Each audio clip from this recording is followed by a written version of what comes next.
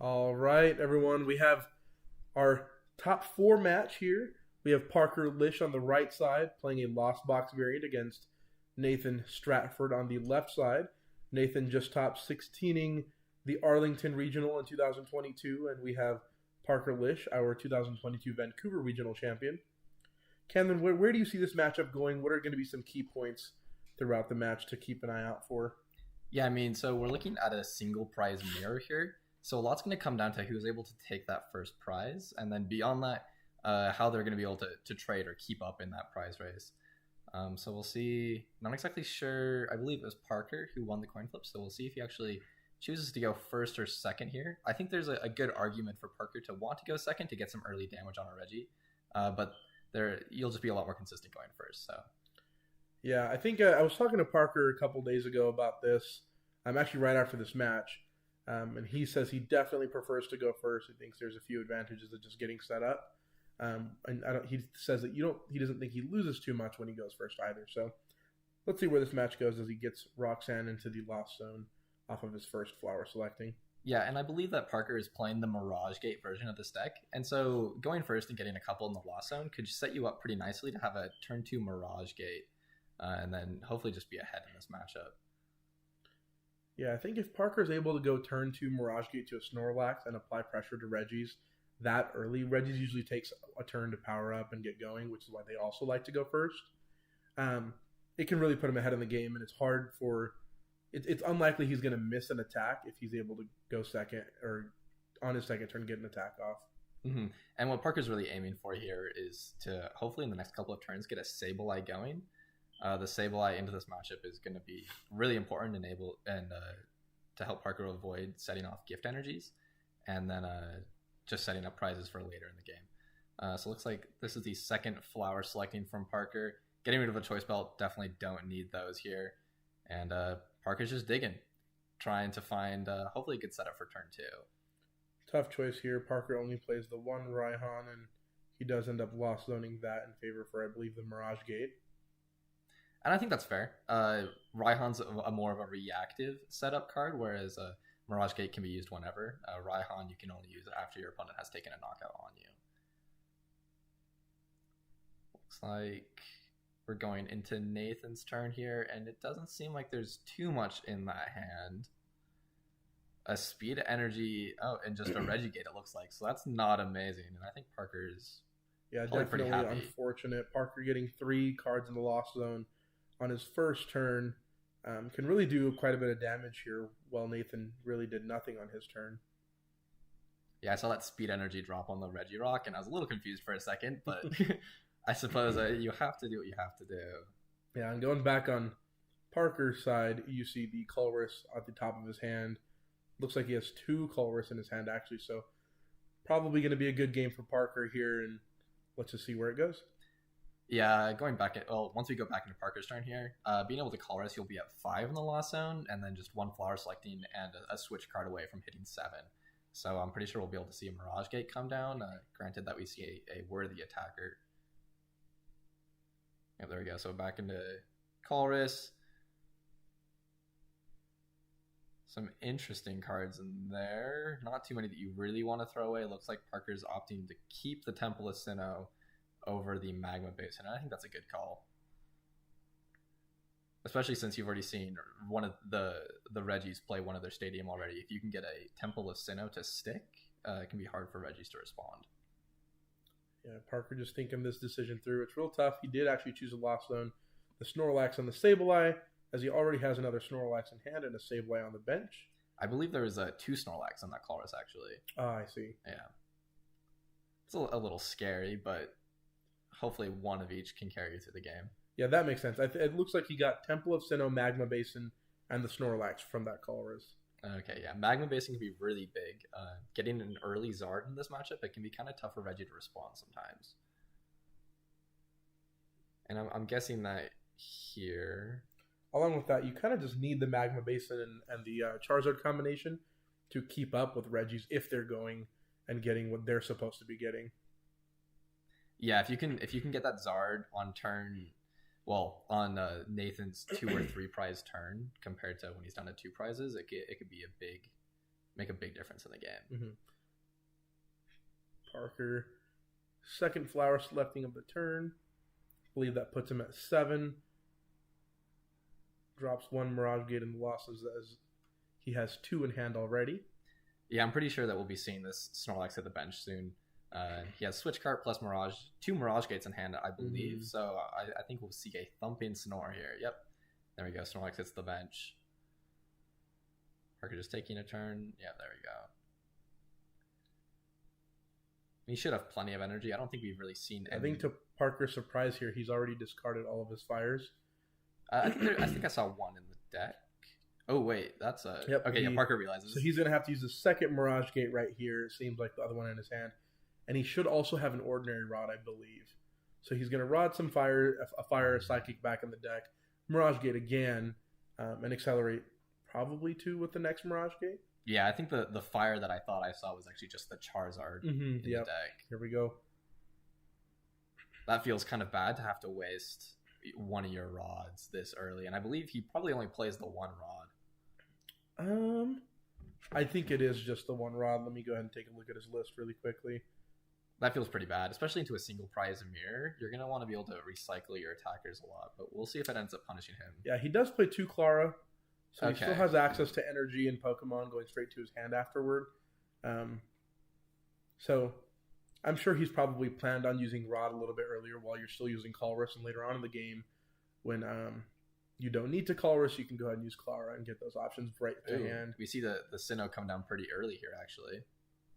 Yeah, so we see Thumping Snore, knocking out Regirock, along with Temple of Sinnoh, really handcuffing Nathan, who still seems to have a very rough hand.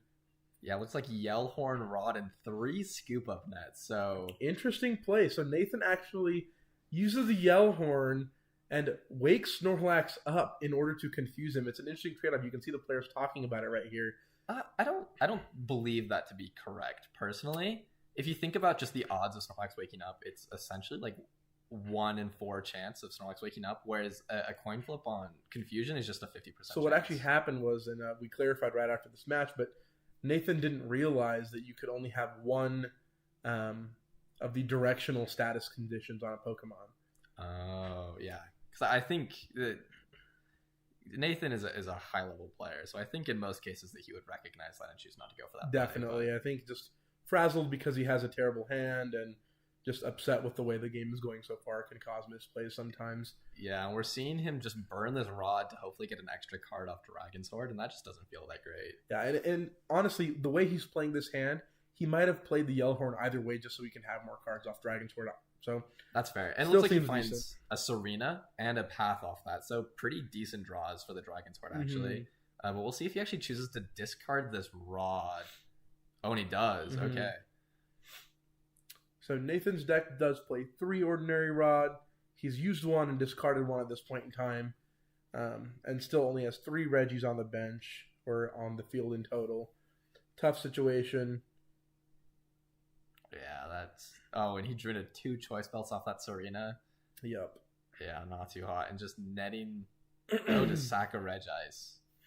Yeah, so you see another small misplay here. I think there was 2 different lines of play Nathan was thinking of going for. He attached Aurora to Regidrago and then scooped up the Drago, put it on the bench. Whereas if he'd waited on the Aurora attachment, could have Regigated here. Yeah, I think that was definitely the correct play. He was probably just debating on leaving this Drago active, and that's why he put the energy there originally. Yeah. I think the thought process was that if my opponent takes a knockout, I want to have Drago still to be able to Dragon Sword. So that was a mid-play decision. Yeah, and I mean, like, regardless of that being not the optimal play, I don't think it changes too much about Nathan's current position. I mean, a Regigate would have felt really good to get an extra Reggie in play, but there's really not too much going on in his hand right now. Yeah, he's already in a tough spot. I don't think that one play is going to have too big of a impact. Parker's hand, on the other hand, I guess, is really good looking. He has Zard, Twin Energy, and Basin. So even if Nathan starts responding with some attackers, Parker has some really good options to react. Yeah, Parker, again, debating on what to put into the loss on here. There's Cramorant and Air Balloon as an option. Cramorant is interesting because he has Zigzagoon in hand, so he's thinking maybe that could be a knockout route. But recognizing that he has a ton of other attackers available and Nathan's not doing much else, I think he made the right choice. Yeah, at this point, Parker's probably just thinking, I just need Snorlax and Charizard to clean up this game, and judging based off what Nathan's done so far, that's probably all he's going to need. Oh, there we go. Thumping Snore. Thumping Snore puts Snorlax to sleep on the other direction this time. Oh, when he wakes up. Yeah. Parker Okay. high rolling a little bit, does roll the double heads. I feel like that never happens. Oh, it looks like Nathan top decked trekking shoes. Oh, and he actually got a research off of that. Yep. Dragon's Horde. Yeah, so looks like Nathan should be cooking now, but we'll see if it's enough to keep up in this game. Nathan, looking at his prize cards, looks like he has 3 Regis prized. Is there 2 Gigas, or is that a steal I see? I think it's a Steel and a Lucky and a Gigas. Oh, actually, there's just a Gigas and a Lucky. The other so one's just a twin. 2 prize. There's Yes, a twin okay. energy. Kind of looks like a Reggie steal. So not too bad. Still, though, just having 2 Regis prized, 2 ordinary rods down. Yeah, actually, now that I say that, I'm pretty sure Nathan actually only plays the 1 Reggie steal. Yes. No. So Nathan did switch up the list actually for this day. We were talking about that as well. Gosh. He has 2 Registeel and only 2 Regigigas in this deck. Oh, He cut I down on see. the 3rd Gigas to add the Steel back in. Yep. That makes sense. I think it's pretty risky to go for the 1 steal play. Yeah, I think the thought process there was that there's not a ton of Mew VMAX running around and not a lot of VMAX decks overall, so you can cut the 3rd Gigas in order to keep that 2nd Steel. Yep. And it looks like Nathan here seems to be considering Regigigas as actually a viable attacker. Snorlax has 150 HP, and it's kind of difficult for a lot of the Regis to deal with. The only real 2 options are Regidrago and Regigigas. And I think in a lot of scenarios, Nathan wants to conserve that Regidrago to continue drawing cards. Mm-hmm. So that's why we're seeing the Twin Energy hit the Gigas here. But Parker's Snorlax waking up on the previous turn doesn't bode well for Nathan here, as I'm pretty sure that we're going to see Parker take a 3 prize lead. And like I said earlier, in a single prize matchup, a lot of it comes down to taking that first prize and then keeping up. And Nathan just so far has not been able to respond. Yeah, Parker thumping Snore again. Okay, this time it doesn't wake up. Not double heads, but nonetheless in a great position. And Nathan debating what to do here, what to promote. Promotes Regigigas. Draws for turn. Oh my goodness. Another Lucky. Yeah, not what you want to see. Choice belt. belt. Just to thin the card. That's relevant, Camden. That's very relevant in this matchup. Needed that. Yep. Now he does 180 damage, if that was a Pokemon V. Okay, Marnie, so you don't have to dump the Aleckies yet. Yeah, Nathan Marnie's dropping the 2 other Aleckies at the bottom of the deck. Yeah, and the only chance that Nathan really has to come back at this point in time is hopefully this Marnie sticks, and then maybe Parker won't be able to find. And that Marnie did put a Twin Energy on the bottom, and Parker's draws do not look great. He'll have a couple flower selectings to work with and his top deck, so he has the chance to find some cards, but 2 VIP passes definitely not what you want to see off of Marnie. Yeah, not ideal. And let's see what Nathan does here. I think he has enough Ball Search to get an Ancient Wisdom off, but I'm not sure if he actually has the energy. Nathan scoops up the cards. Yeah, the writing's on the wall at that point. Parker's taken such a lead, and I think he only had 1 Aurora in the discard, and so an Ancient Wisdom wasn't going to get him attacking. Yeah, and with the other Twin Energy prize, needed an attachment for turn. Despite Parker drawing into a pretty rough hand off Marnie, just a really tough situation for Nathan to be in. Not a lot of options with any of the hands that he had there, actually.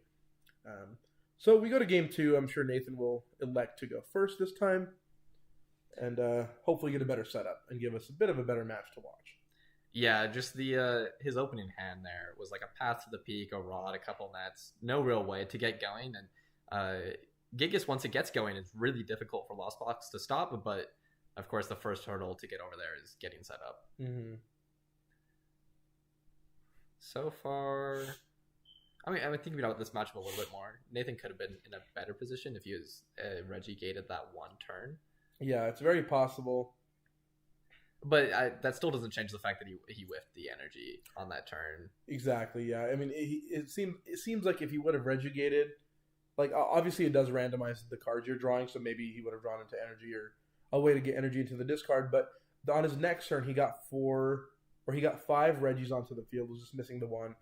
You do always wonder what happens if you Regigate there and what comes of that play. But either way, probably just a little bit irritated at his draws. Misplays happen by everybody. So yeah, and then of course these Top Cut matches are timed, and so just being aware of that timer and knowing when the correct time to scoop and just go to the next game is a really important skill. And Nathan, I think, definitely understands that. Yeah, despite this being a 75-minute Top Cut match, they're still just single prize grindy matchups. And so I definitely agree with the decision to scoop up the cards there. You're behind 3 prizes. Really tough to come back from. Yeah, and so Nathan here has plenty of time to hopefully pick up a 2-0, reverse 2-0 actually. And yeah, like Prince said, single prize mirrors take a long time usually. That one went pretty quick because Nathan didn't have a great hand, but usually it's a pretty grindy back and forth and a battle of the resources almost. Another thing to consider is Lost Box just gets easier and easier to maintain as your deck gets smaller and smaller and as the game goes on. So the more prizes Nathan was going to take, it was just going to help Parker set up easier and get that Charizard going. So I do like the scoop choice for sure. Yep. And actually looking at Parker's hand, that is kind of a nuts hand. We see a VIP pass and a Colress and Zigzagoon. So if Parker's able to scoop up net. Oh yeah, if Parker's able to find a Cramrat, which I'm sure he will because he has VIP pass, I'm pretty sure we'll see a knockout on this Regigigas going into Parker's turn. But looks like Nathan has a much better setup than he had last turn. Quick Ball, what looks like a research, so I'm guessing that he has another supporter in hand. Just checking the prizes real quick. Looks like he's going to go straight for the Regidrago, and that's an integral piece of the setup, being able to continue to draw more cards and churn through your deck. Definitely, and it actually looks like he prized the other Drago, which I'm sure is why he's going for the Drago off the Quick Ball. Nathan, one of the better Regi players in the world, from the way he's been performing and winning top 16ing in a 1,300 person regional. Does a great job at recognizing what's in his prizes and what kinds of Regis to be bringing out at what time of the game. Yeah, and playing this Regi deck, there's at least 10 different Regi cards in there. Well, not 10 different ones, but 10 Regis total. And you're bound to prize at least 1 or 2. And being a good Regi player means checking those prizes and understanding what Regis you need to prioritize at certain times. Yeah, Nathan plays 13 Regis in total. Does a great job at quickly being able to count and figure out what's in his prizes. Yeah. So one thing that Nathan could do here is play the Knight Dragon Sword for maybe a couple more cards, and that could save him from a knockout going into Parker's turn here, essentially, possibly. But Nathan doesn't know what's in Parker's hand. Exactly. Yeah, that's so. I think in most situations, the thought process is just if Parker does miss here, you already have your attacker that you would ideally like to be attacking with this next turn in the active spot.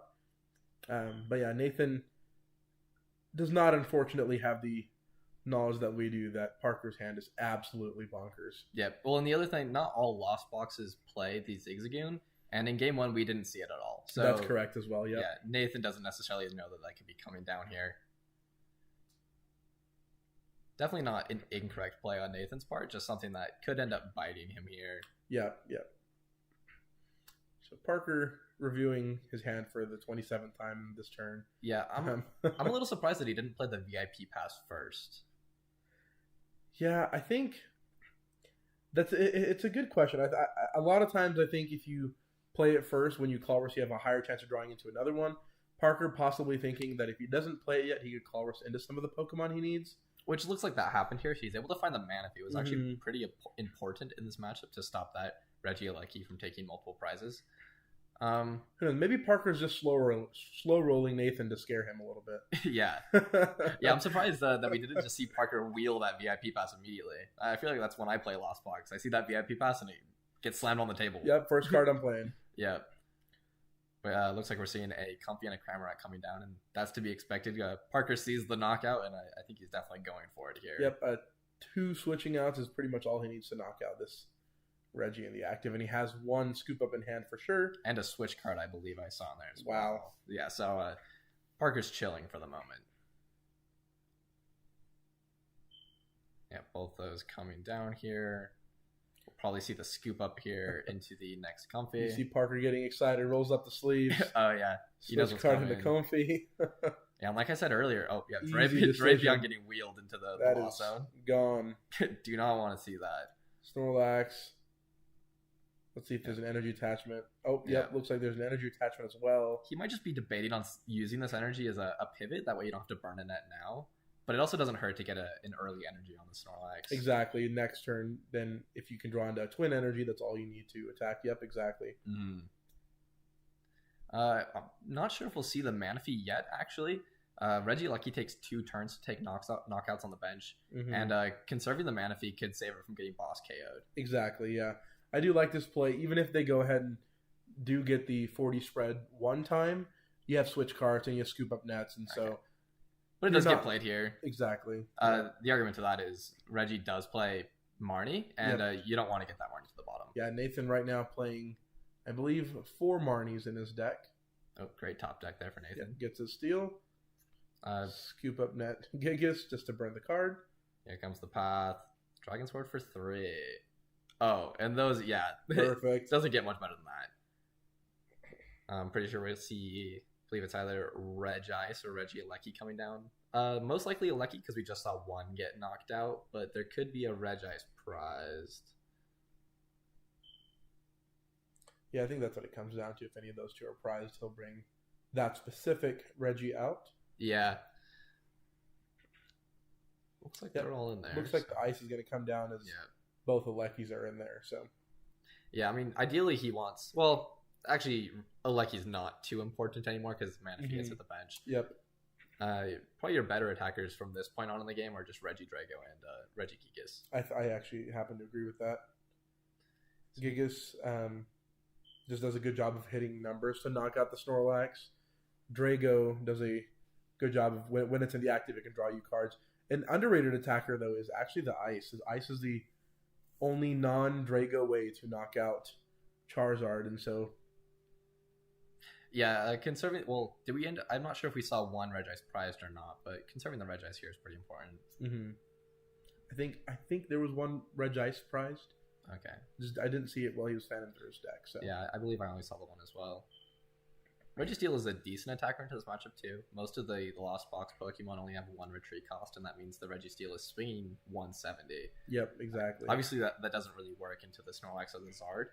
Yeah, I think you're honestly pretty correct. As long as it's possible and there's no Dragos in the prize card prohibiting him from doing so, he should be attacking with Drago as much as he can. Yep. But one issue that Nathan, I think, has run into here is he's only found 1 Aurora off that research. Yikes. And I believe there's only the 1 gift energy in the discard. And so I'm not sure if we'll be able to see an attack here. Yep, and just a pass of the turn. Man, that's rough. Yeah, it feels bad to not respond with a KO after the Lost Box player just took a turn 1 knockout. See the escape rope here. Nathan not sure what to promote here. If I'm Nathan, maybe consider tossing up Regigigas. That way a scoop up net or 2 doesn't get you. Rock is fine. He might have easy access to Regirock or know that they're both in the deck or something like that. Yeah, I'm pretty sure I saw the other one in the deck. Okay. And it's not an important attacker in this matchup, so sacking it here if you have to isn't the worst. Oh, but another rope comes down, so... I feel like we might see either the Steel or the Gigas hit the active here. Nathan does have a Capture Energy in hand, so whatever he does take the knockout on, he'll be able to find again. Leaning towards the Drago, though, which is interesting. Maybe calling Parker's bluff that he doesn't have knockout. Yeah, I think that's probably what he's thinking right now. I haven't been keeping track, but what is Parker at loss zone-wise so far? Yeah, I should have... I believe he's at 5, 6 now because he's flower selecting twice and he got 4 last turn. So just 1 away from hitting 7, and he has Mirage Gates in hand. So those will be active if he can find another flower selecting. Oh. Parker settling with the 110 of Cramorant. Oh. Plays down Temple of Sinnoh. That could be pretty big. We know that 1 has been discarded and now 1 has been put out of play. And I'm not sure if Nathan is playing 4 or 3, but just minimizing those odds of Nathan having a stadium bump here. Yeah, I do think it's in this list. I believe he's playing 3 Path to the Peaks. Yeah, so if Nathan isn't able to find stadium bump over the next couple of turns, this could be pretty bad for him. Yeah, if he's attacking with Regigigas, it's not too big of a deal. Well, I mean, I guess you still have to get 5 on the Regigigas, but yeah, Twins won't be able to add an extra energy there, and that's a pretty big ask. Looks like Nathan's debating on Research or Serena here. I feel like I would just play the Research. You're in a place where you just need to dig as much as possible. Yeah, Serena's utility isn't super high in this matchup, as your opponent's not benching very many Vs. It's just a draw supporter, so in this situation, I would probably just pick the better draw supporter. Mm-hmm. Yeah, Serena's at most going to see you maybe 3 or 4 cards.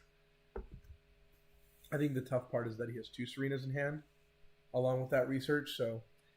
Yeah, if you play the Serena, you could potentially conserve one of your draw supporters for later, but I think given the scenario, yeah, you play the net here, reset that 110 damage on the Regidrago, and then you just Research. Yep, definitely. The question is, who do you go into here? I feel like... Okay, here comes the Rock. The only issue with this is he might be punished for going with Rock. If he gets the attack off this turn with the Rock, next turn, Regirock cannot use Giga Impact. That is the backlash of the attack. So then Parker is totally okay with attacking into the Rock and saying, you can't attack with this again. And you've already used 3, I believe already used 2 Scoop Up Nets, 2 or 3.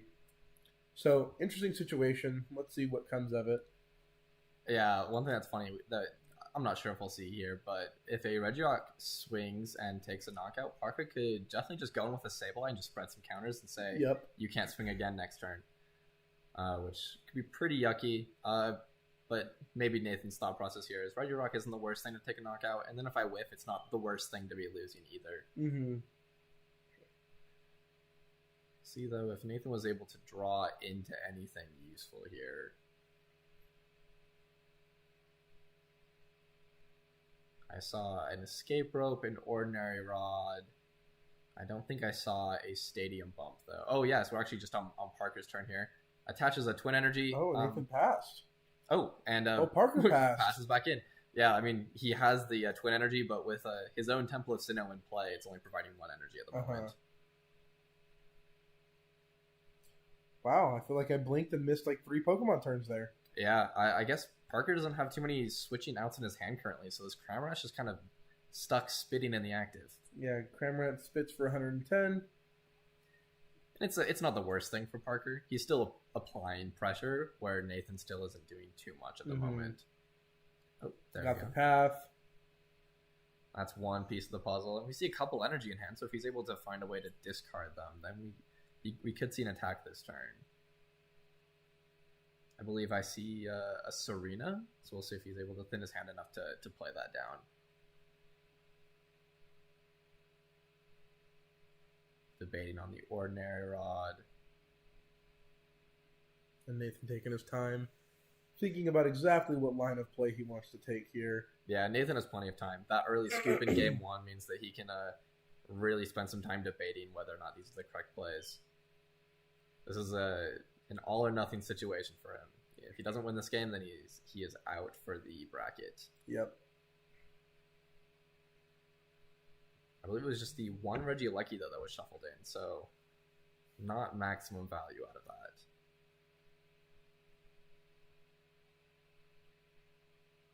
Debating a little bit longer. Looks like we may see this Serena come down and discard the energy in hand.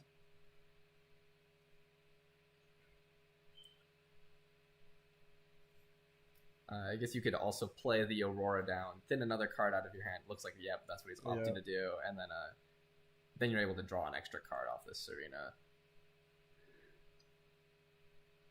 Yep, Serena's the rest of his hand away. Yeah. Opting not to use the Marnie, probably thinking Parker has a pretty weak hand since he didn't do anything last turn. But looking over at Parker's hand, he has the Ordinary Rod Mirage Gate combination already there. Yeah, but Nathan was able to find his Regieleki off of that Serena, so I think we'll finally see an Ancient Wisdom and an attack from Nathan's side. Oh, and a Scoop Up Net to pair with it. Being able to remove that damage could be pretty big going to this next turn.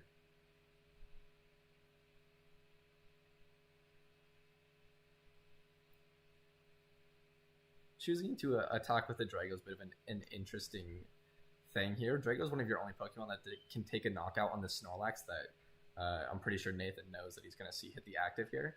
So I don't think it's the worst thing to swing with the Regirock to just save that Drago, but I think the thought process is that if Parker misses on this next turn, which obviously he's not, at least Drago can attack again, whereas the Rock cannot attack the next turn, and the Steel wouldn't be able to get the knockout. And I think the Gigas might be vulnerable. Or he probably doesn't have the energy to use the Gigas. Yep, there's the we haven't seen it yet. It's probably okay, though. I don't think it makes too much difference in the run of things. No, but you're right. There's already a Twin Energy in the discard, so he definitely could have attacked with Gigas.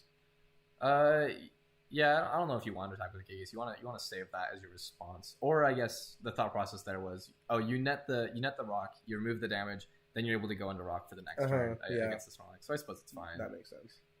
Capture Energy comes down. Capture Energy comes down here. I don't see a Drago in there. Oh no.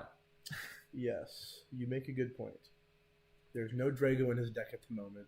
So that could spell very bad news for Nathan. I'm not sure if I saw a Rod in his hand. I think the other Rod is in the hand. There's right a now. Rod, there's Quick Balls.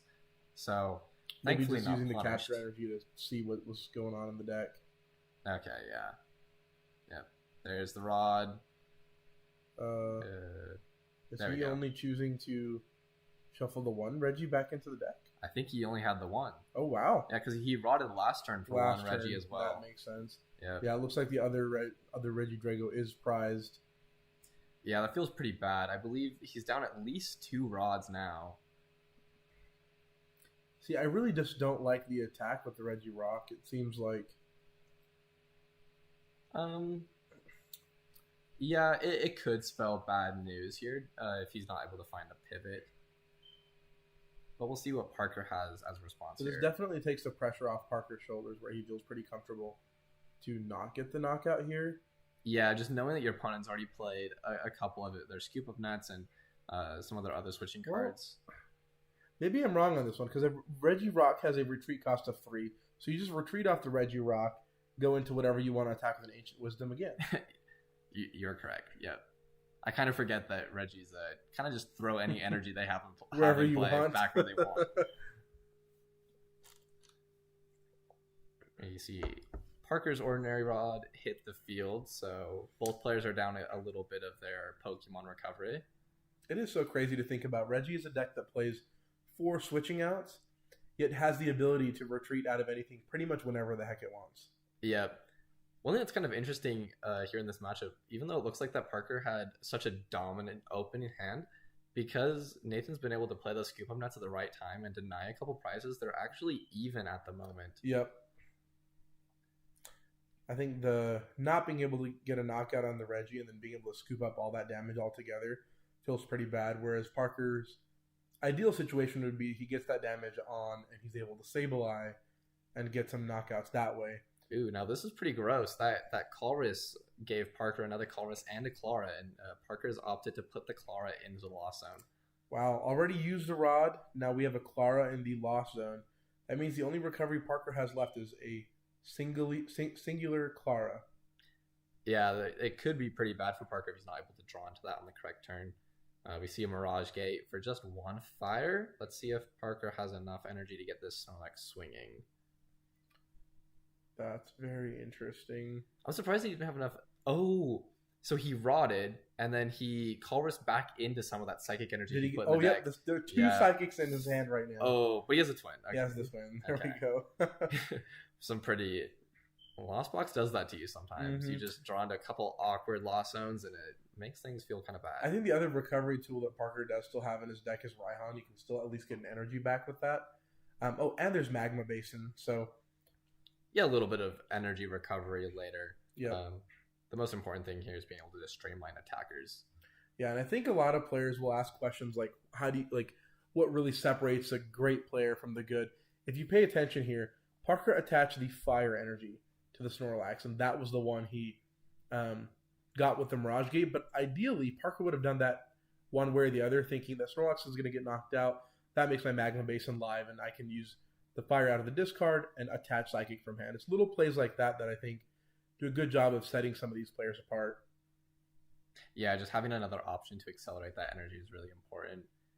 Back when I was playing Lost Box and it had the Magma Basin in there, I always used fire energies as pivot energy on the Comfy. Because a lot of times that fire almost gave you more value by being in the discard rather than like in the deck or in your hand.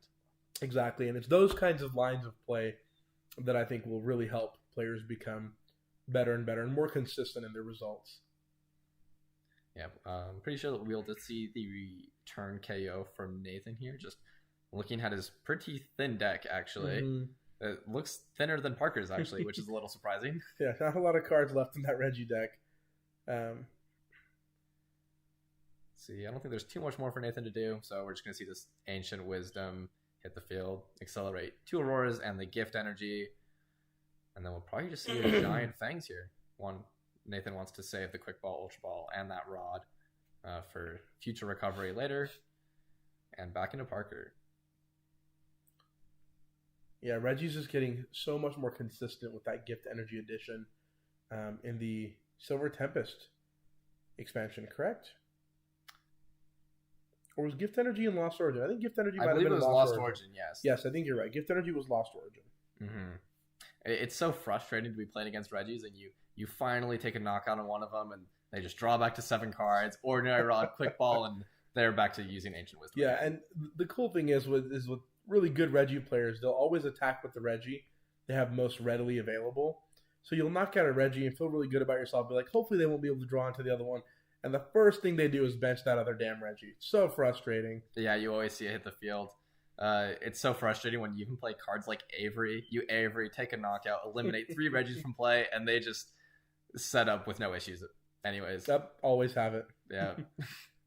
Yeah, Gift Energy, another great way to even get around Roxanne, where if you Roxanne Path these guys, they're honestly in a great position one way or the other. You're going to just hit the Reggie and draw them back to 7, unless you are Sableye, which actually is able to avoid that side effect. So yep. One great way for Lost Box to stick it to the Reggie player is to hit him with a Sableye knockout on whatever Reggie they have in the active that has the Gift Energy, and then hit him with a Roxanne. Because Sableye bypasses the effective Gift Energy. It's taking a knockout with an effective attack rather than by damage.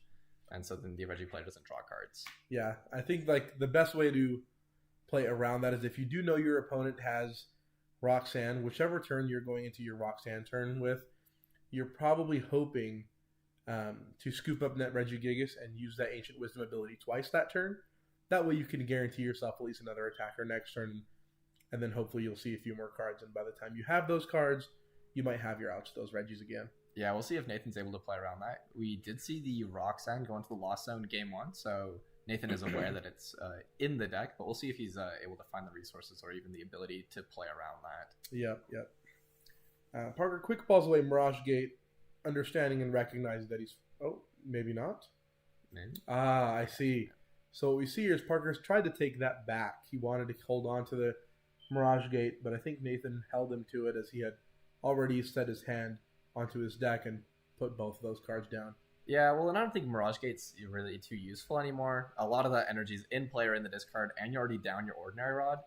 So Mirage Gates really aren't going to give you much value for the rest of the game. I think what was on Parker's mind was that he was going to quick ball for the Oranguru, and then off of your Clara, you can stack energy back, and that's just a +1 energy. Oh, yeah, I suppose you could go for that. Just put the energy back in the deck and Mirage Gate it out. Yep. Nonetheless, Parker, with still seeming like a solid hand, he's been able to chain everything he's needed every turn so far this game. Yeah, and we see that's the Charizard already in hand, so he should be able to pull that off next turn, hopefully. And actually, the Snorlax wakes up again. My goodness. Wow. And a Colress off the prizes, so Parker is showing no signs of slowing down here. This is the epitome of high rolling. Parker Lish. Jeez. But I guess that's kind of his MO, right? Played Arceus Hammers, was able to get the heads at the right time against the right players. Yeah, the on dice those seem to crushing favor hammers. Parker. Most certainly. I'm pretty sure that we'll be able to see a return KO here from Nathan, no problem. Already moving that Ordinary Rod back to the front of the deck to put both the Regidrago, or the Regidrago and something else. He actually had already, just like we talked about earlier, he had the backup Regidrago in his hand, which is why he chose to attack with the active Drago. So he just benches that and is able to back it up again. Yeah, and Regirock, a pretty good attacker into the Snorlax here. Definitely. And that's why, waking up play wasn't too big of a deal. Yeah, it feels bad to see your opponent flip 2 heads, but you're taking a knockout here anyways. Yeah. There goes the Ordinary Rod, shuffling both of those Regis back in. Great recognition by Nathan. Knows that he wants to be able to be ready with his 2 main attackers for the rest of the game. Yeah, I mean, Parker only has 2 prizes left. This Regirock is going to go down. All he needs to do is find Rock next turn, and then hopefully Parker doesn't have it. Yeah, it's unfortunate. It's an unfortunate situation to be in if you're Nathan. Is all you're really hoping is that Parker misses, right? It's not really banking too much on how you're playing.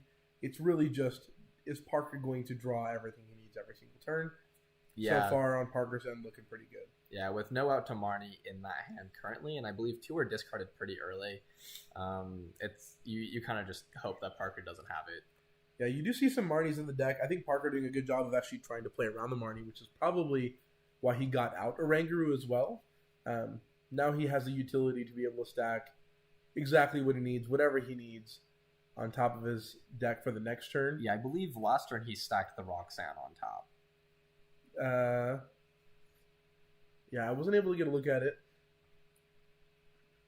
I think if Parker can thin down his deck enough, another great thing would be that even if he gets Marnie, he's able to draw into a lot of those cards that he needs in his hand. And there's not a lot of turns left in this game. So having a thin deck isn't really going to hurt him, as he's not concerned with the deck out. Yeah, Lost Box a lot of the time when they get down to the last 10 or so cards in their deck, you Marnie, they see 4 of them, and then they draw for turn, and they flower selecting once or twice. They're able to see most of those cards anyways. Yeah, Lost Box is one of those decks where if they Marnie, I'm cutting that Marnie hand, because they're going to run right back into those cards. Oh yeah, they're going to see them immediately. Yeah, usually you don't care if you don't cut your opponent's Marnie hand, because it's like 4 cards. It gets put to the bottom of a 40 card deck or something. You're not going to see them for a while. Exactly. But Lost Box, one of those few decks that runs through their entire deck, and they will see those cards again pretty soon. So something that we're seeing right now is, we talked earlier about running out of energy and whether or not Parker's going to have access to enough attackers. He has 2 attackers in his hand right now. There's a Sableye and there's a Charizard. Raihan is his, I believe, last way to recover any energy. All the Clara, he's used 1 Clara, just put another in Lost Zone, and used an ordinary Rod already. So Raihan is the last way to keep energy in his deck. You see a Psychic Energy in his hand, and I believe Magma Basin is also still in the deck. We haven't seen that played yet, so let's see how Parker's able to manage keeping energy on enough Pokemon to attack here. Yeah, quickly checking how many cards are left in the deck. Making sure that you don't run through too many of your resources here. You don't want to lose by deck out after having such a dominant lead in this game. Mm-hmm. So Parker plays on that Psychic Energy. Oranguru, Primate Wisdom stacks the Charizard, guaranteeing himself an attacker. And he Primate Wisdoms into the Magma Basin. Oh, I feel like you probably hold off on playing that. You wanna save that for the turn that you actually Zard. Yeah, I think that kind of depends on whether or not you know your opponent's counts. I do think this is Nathan's last path, but Parker doesn't know that. So yes, I like the holding on to the path. Yeah, you don't want to bump this and just see another path get wheeled down later, and suddenly you can't Zard to finish the game. Exactly. So next turn, Parker pretty much has game on lock, right? He's stacked Charizard, has Raihan, so Nathan needs his Marnie. If he's able to Marnie, then just the scenario we just talked about, Parker's going to need a flower selecting and dig deep enough to get back into the hand that he puts at the bottom to either draw into Raihan or the Magma Basin. One or the other are going to be necessary in combination with that Charizard that he's stacked. Yeah, and I just don't think that we have that in Nathan's hand. There's a Regirock, there's a couple ball searching cards, and a Yellowthorn, I believe. No real way to disrupt Parker's hand. Yeah, so seems like this might be game, unless it looks like Nathan might be able to thin his hand down enough to retreat into the Regidrago and possibly Dragon's Horde a little bit. Yeah, you could play the Yell Horn. You could manually retreat the Regirock into your Drago and hopefully draw into a Marnie. I was thinking he has a Ultra Ball or a Quick Ball. Ultra Ball right there, yep. So if he Ultra Balls those 2 Regis away, plays the Yell Horn, then he has 1 card in hand. He can Dragon's Horde and draw 4. Yeah, there's 2 Alecchis in the discard. I believe the last one is in deck, so Ultra Balling those 2 Regis, you won't need them for the rest of the game. Exactly. This is the turn that's going to make or break it all, right? So you're not going to... If you get knocked out one more time, the game's over. So you don't mind putting more Regis into the discard at this point in time. Nathan just looking at how many cards are left. Looks like a 6 or 7 card deck. I don't think you need to worry about that too much. You discard a couple cards, draw into a couple, play a Marnie, put them back on the bottom. I think what he might be thinking is, what are my chances of drawing into the Marnie? Oh, perhaps, yeah. There's trying to decide if it's worth throwing these resources away. Yeah, there should be at least 1 or 2. I believe I've only seen 2 hit the discard so far. And actually, the Roxanne was in the lost zone for Parker, so that wasn't. Oh, it already was. Wasn't an option, anyways. Gotcha. Nathan just taking his time putting this together. You really want to take your time here. This is all or nothing here. Oh yeah, definitely. It's like, so Nathan decides to hold on to the Regidrago, discarding a Professor's Research and Regirock. Yeah, that makes sense. He's not going to be able to research at all. This deck is way too thin. So grabs the Alecki with the Ultra Ball. Let's see here. Yeah, I bet we see the retreat into... Because you can't attack with Regirock anyway, so you have to retreat one way or the other. So you're going to retreat into probably the Drago so you can see a couple cards and hope you get the Marnie. Yep, and that's what we're seeing here. I believe you'll be able to draw 3 cards off this. Intelligently plays a Yell Horn before he retreats, and Marnie's a top card. There we go. Not really anything else in that hand that you want to play. Pretty sure that we'll just see that Marnie get wheeled into play, hopefully, and then just pray that Parker doesn't have it. Yeah, it looks like Nathan also slow playing that Marnie, trying to keep Parker on his toes, decides to Ancient Wisdom first. Yeah, I don't think there's any real benefit to using Ancient Wisdom now or later. Yeah, no, I think this is fine. This is your attacker for the turn. Just checking what resources are left, trying to get an idea of what Parker's options are for next turn.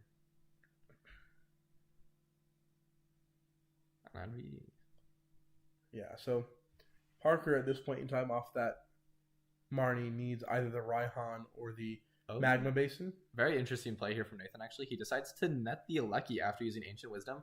Ooh, I like it. Yeah, the Alecki has 120 HP, so Sableye, yes, it would have to flip heads on a Confusion flip, but it could just target down that Alecki and win. Yeah, and at this point in time, Parker needs a lot more. I think what Nathan was maybe thinking, because he knows he's going to knock out Sableye here. That it just limits his options. That like a Cram and a Boss, or it does just limit options. Yeah, exactly. So yeah, he'd have to find his Clara. Nathan finally draws into that second Regigigas. He had not been using Regigigas as an attacker all game because the other one was Surprise, it looks like. And Parker having some decent draws here, actually. He has a Scoop of Net, and he has that Zard that he, of course, stacked on top of the deck. And so we're going to see 2 Flower Selectings. And not much else. But see, again, the deck's so thin, I'm sure he'll be able to Flower Selecting right into whatever he needs. So, interesting. Ooh. Yeah, that's tough. Like, you could take the Sableye. You do have a Net in hand. Yeah, but you're probably just more consistent going for the Zard play here. Yeah, I think you have to find Stadium Bump, though, actually. Yeah, well, so if he gets Raihan or Magma Basin, that'll do it, right? So you're able to either play the Basin down, get your Zard down, and there you go, you have your attackers. Or you Raihan onto the Charizard and go get the Magma Basin and play it. I think that Parker could actually see pretty much the rest of his deck here. He has this Flower Select. Oh, and there it is. That's game right there. He has Scoop of Net in hand. Promotes the Air Ballooned Comfy so that he has free retreat still. Yep, Zard on the bench. And that's the game. Yep. Great play by both sides, honestly. Everyone played super well. Tough stuff for Nathan, who really just didn't have great draws. Oh, and the last color was prized, actually. Oh, wow. That is pretty surprising, actually. And a Scoop of Net. Yeah, great play from both sides. Reggie just does that sometimes where you don't see the best draws. But I think Nathan did a really good job of actually catching back up or just denying Parker some prizes in that mid game.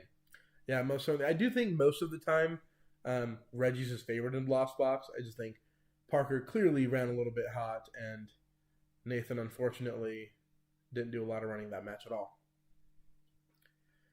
But nonetheless, thank you everyone for watching. We'll hopefully be out with some more content here soon, and we appreciate everyone's time.